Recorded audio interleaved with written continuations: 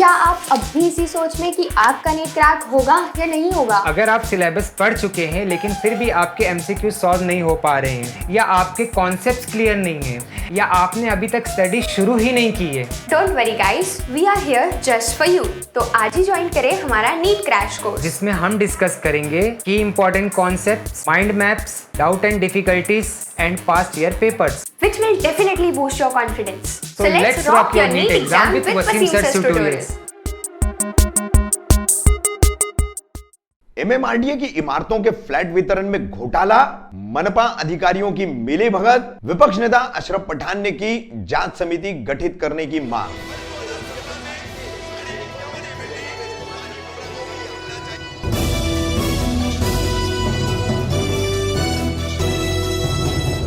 मैं रफीक कामदार, हिंदुस्तानी रिपोर्टर में आपका स्वागत है।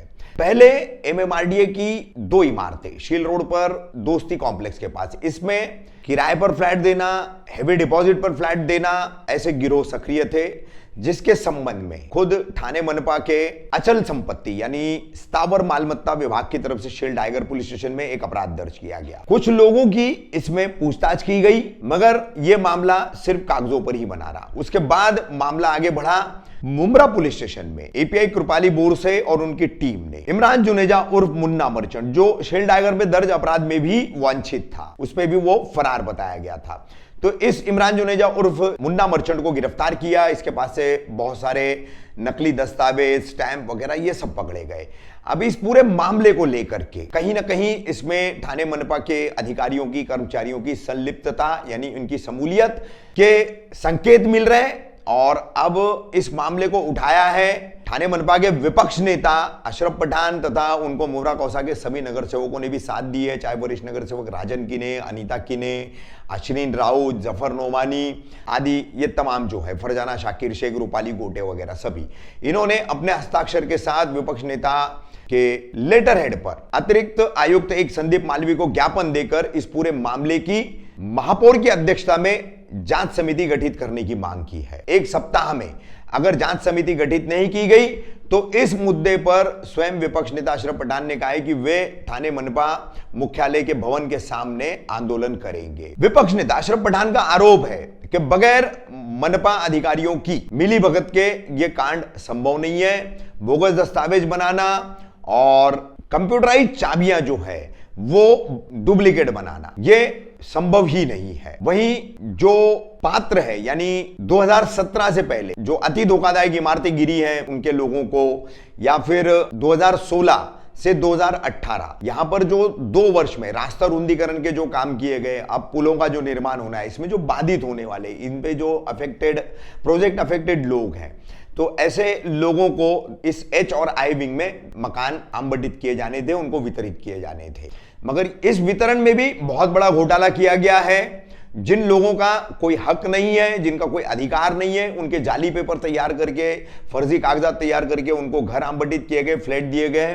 तो इसकी वजह से ठाणे मनपा और महाराष्ट्र सरकार की काफी बदनामी हो रही है और इस मामले की पूरी सच्चाई लोगों के सामने आनी चाहिए। रास्ता रुंदीकरण की कार्रवाई में, पुलों के निर्माण के कार्रवाई में कितनी इमारतें तोड़ी गई, कितने लोग बेघर हुए, कितनों को यहां पर जो है बायोमेट्रिक सर्वे के तहत फ्लैट आवंटित किए गए हैं, उनका वितरण किया गया है, इसकी जानकारी लोगों के सामने आनी चाहिए, जिसके चलते जो हकदार होगा वो सही दिखाई देगा और जिसने यहां पर मनपा अधिकारियों की मिलीभगत से उन्हें चढ़ावा चढ़ा करके जो मकान हासिल की है उनकी पोल खुल जाएगी। तो विपक्ष नेता अशरफ पठान ने अब यह मांग करके इस मामले को और गरमा दिया है।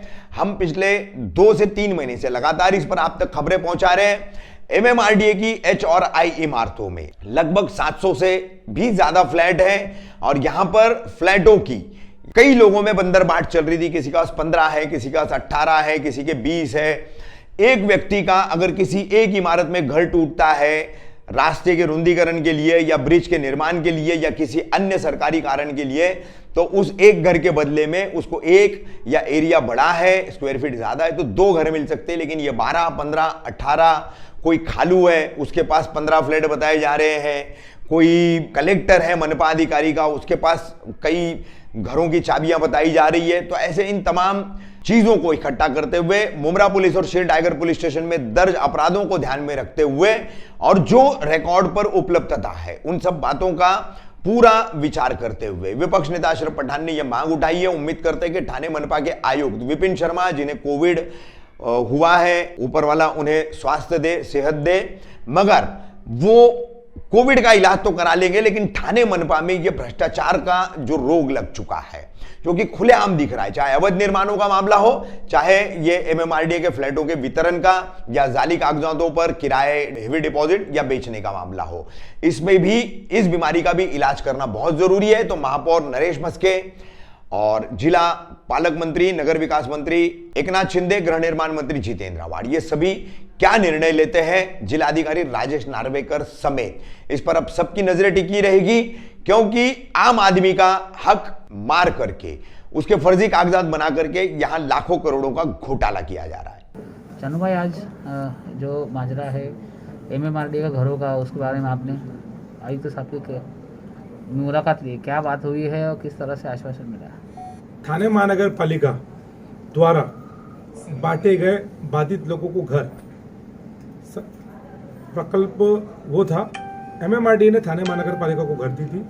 ठाणे महानगर पालिका ने जो बाधित लोग थे उनकी यादी बना के कई लोगों को दी थी। ज़्यादातर 2016 में रास्ता रुंदीकरण में जो लोग बाधित थे उनको कई लोगों को उसमें घर दिया गया था। प्रश्न हमने माननीय आयुक्त साहब से ये मांगनी की है पिछले एक महीने के अंदर एक एफआईआर 31/12 को हो रही है दिसंबर, और एक उससे 15 दिन पहले युवा प्रवर्तक समिति और Mumbra police station, tiger police station 2 FIR दाखिल हो रही है। एक एफआईआर में ये कहा गया कुछ लोगों को आरोपी बनाया गया जो उसमें रहते थे, लेकिन ऐसे ही मुमरा पुलिस स्टेशन में गुना दाखिल किया गया। इतना बड़ा मामला है और ठाणे महानगर पालिका की जिम्मेदारी है क्योंकि जो डिस्ट्रीब्यूट करती है, जो बाधितों को घर दे रही है, वो महापालिका की जिम्मेदारी। बायोमेट्रिक कई सारे मिले गए, उनके पास ताबा पावती मिली गई है, कंप्यूटराइज चाबी जो ऐसे ही चाबी नहीं बन सकती थी, कंप्यूटराइज चाबी ऐसे कई 100 फ्लैटों की मिली गई है। ये फ्लैट कुछ लोग बोले कि वो तोड़ा गया है, तोड़ के घुस गए, तो इम्पॉसिबल है। इतनी कई सौ चाबियाँ, कई सौ घर तोड़ के नहीं हो सकते।